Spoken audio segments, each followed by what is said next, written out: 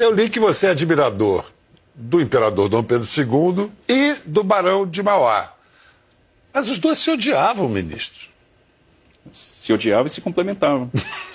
Então, mas essa relação de amor e ódio é interessante, né? No final das contas, os dois são protagonistas, né, de momentos históricos. Eu tenho uma tese que não dá para comprovar. É impossível comprovar. Mas, na minha opinião, se não houvesse aquela proclamação da República naquele momento, o Brasil hoje estaria em outro patamar. Porque o Império pensou o Brasil, né, anos na frente.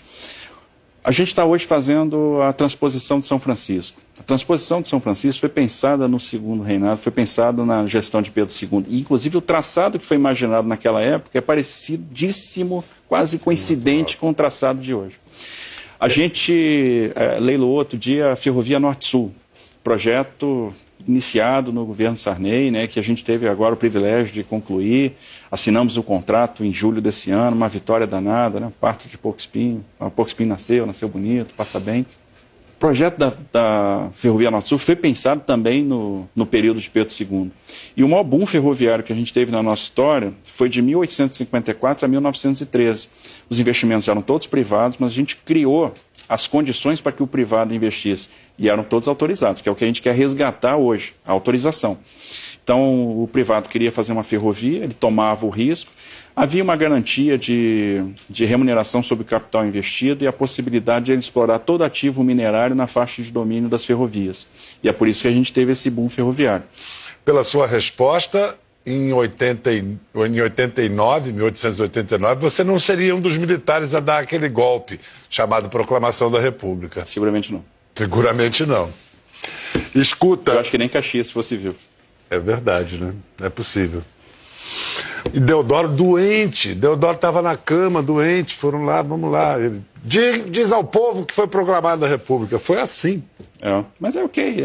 Agora, não, assim, é a tese que não dá para se comprovar. Então, é a República que nós temos, ela é vibrante e vamos fazer dar certo. Isso, e temos esse compromisso republicano. Exatamente. Vamos lá, para o cidadão pagador de impostos, em poucas palavras, você pode explicar o que significa um país com uma infraestrutura de transportes eficiente?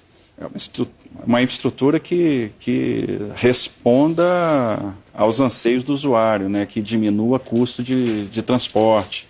Então vamos botar em números, em comparação. Se a gente diz assim que os países escandinavos, a Alemanha, os Estados Unidos, têm nota 10 na infraestrutura de transporte. Que nota tem o Brasil em comparação? Talvez uma nota 5, uma nota 4.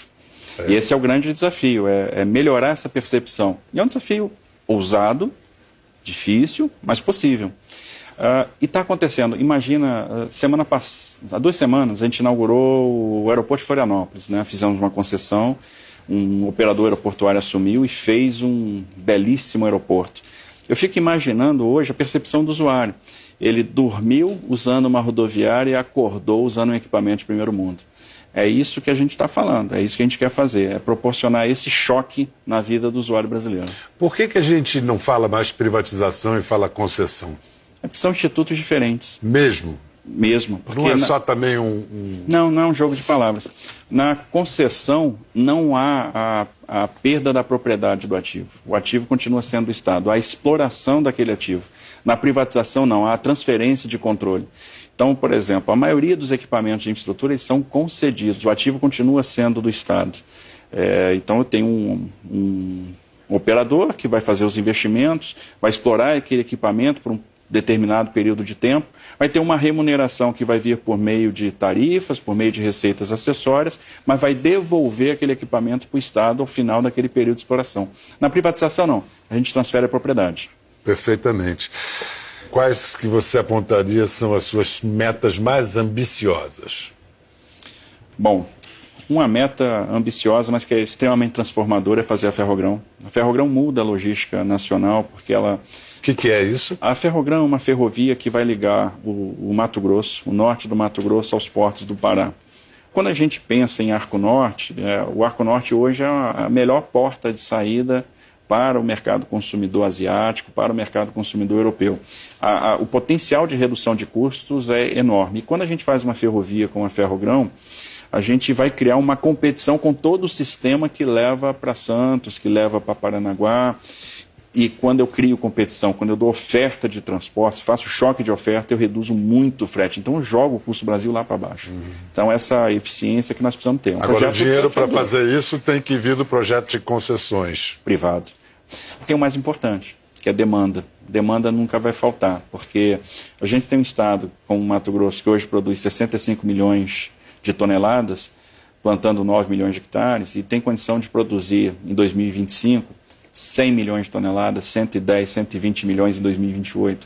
Então a demanda existe, o que a gente fizer de infraestrutura vai ser pouco. O que eu tenho aqui, que foi publicado, que os contratos até o fim da gestão podem trazer, ou devem trazer, mais de 217 bilhões nas próximas décadas. Até agora, quais são os principais resultados? Bom, esse ano nós fizemos 27 leilões, concedemos 27 ativos. O resultado foi excepcional, houve concorrência, houve superação das nossas expectativas em termos de propostas. Arrecadação de quanto? A gente arrecadou 11 bilhões em outorgas e a gente tem quase igual valor em investimentos que estão contratados. Mas ano que vem vai ser um ano ainda mais forte, porque ativos muito importantes, muito qualificados, eles estão sendo estruturados. Ano que vem, por exemplo, a gente deve fazer o leilão, o novo leilão da Nova Dutra, da ligação Rio-São Paulo. O contrato vence em 2021, mas a nossa ideia já é leiloar ano que vem. Quantos soldados estão trabalhando no seu ministério hoje em suas obras? O presidente Bolsonaro citou isso na entrevista ao jornal Estado de São Paulo. A gente deve ter uns 1.000 soldados trabalhando nas frentes de obra que nós temos hoje com o Exército. Funciona bem isso? Muito bem. O pessoal é muito profissional. Faz um trabalho fantástico. Às vezes é gente que conhece a região onde está atuando. Nós estamos fazendo a pavimentação da BR-163 Pará. É a Cuiabá-Santarém, né? E no início, a gente se acostumou ao longo dos anos de ver, principalmente no período do inverno, e assim, o período do inverno é o período da safra. É quando a safra está subindo. E aquela lama. Trechos não pavimentados, aquela lama, e onde tem lama tem atoleiro. E o que acontece? O caminhoneiro vem, aí ele não consegue passar, ele atola, o outro tenta passar, atola também, daqui a pouco ele bloqueia a pista, bloqueia a praça de trabalho, e ninguém chega e fica aquela fila enorme. Esse ano, no Carnaval, a gente tinha 50 quilômetros de fila de caminhão. Eu, conversando com os caminhoneiros, eu fiz uma promessa para eles, disse, olha, nunca mais vocês vão passar por isso. Ano que vem não vai ter atoleiro aqui. E faltam 10 quilômetros só para a gente concluir a pavimentação.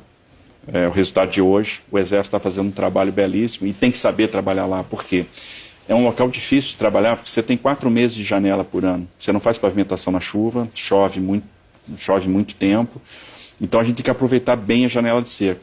Faz muito sentido usar o Exército e como tem muita coisa a ser construída, tem espaço para todo mundo. É um espaço pequeno, mas a gente está dando obras de relevância e o Exército está treinando o pessoal dele ali. Essa sua ação, as suas ações do Ministério não estão só fazendo caixa para a União, que estão, mas você está acumulando capital político. Reportagens recentes dizem que agora o Paulo Guedes não é o único posto Ipiranga, não. Diz que o presidente Bolsonaro liga para você. Que tipo de solicitação ele faz e a que horas ele liga? Bom, primeiro, o presidente Bolsonaro, ele trata comigo questões de infraestrutura. O problema é que ele não tem horário, ele manda mensagem às 4h30 da manhã. O presidente não dorme. Continua com insônia o presidente. Ele dorme muito pouco, né? Porque às vezes ele manda, a última mensagem ele manda meia-noite e a primeira 4h30. Então, ele dorme muito pouco. E 4h30 é aquela hora que você acabou de dormir. Esse é o problema. Aí você olha assim, responde agora ou não. Esperar mais um pouquinho, né? 7 horas eu respondo. Presidente, dá um tempo, né? Tudo bem. Aí, mas ele é compreensível, ele é um cara muito bacana. Então, as solicitações então são de natureza técnica, informação sobre... Ele é muito preciso nas recomendações, porque ele tem um feeling muito aguçado. Ele é um cara de muito insight. E ele dá, sempre assim, uma orientação muito segura.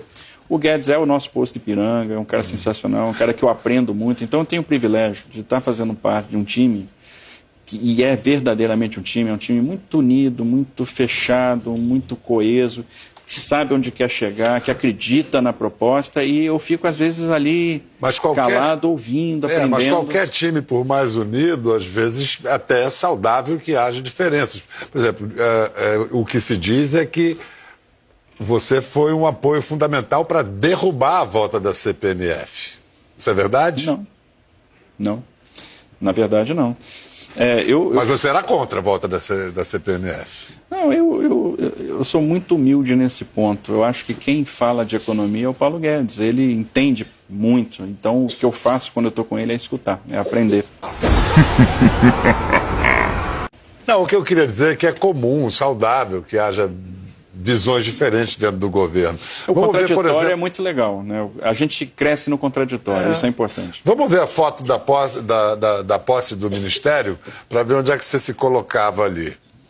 Entre o defenestrado ministro da Educação, Vélez Rodrigues, e Ernesto Araújo.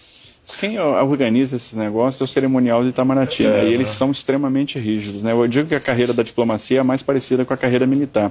Então eles sempre levam em consideração a antiguidade das pastas para o posicionamento dos ministros. Sim, mas a coincidência que ocorreu ali é que você está entre dois representantes do grupo ideológico. E qual a sua ideologia? O pragmatismo? Brasil. Eu penso Brasil. Eu quero ver o Brasil grande. Essa é a minha ideologia.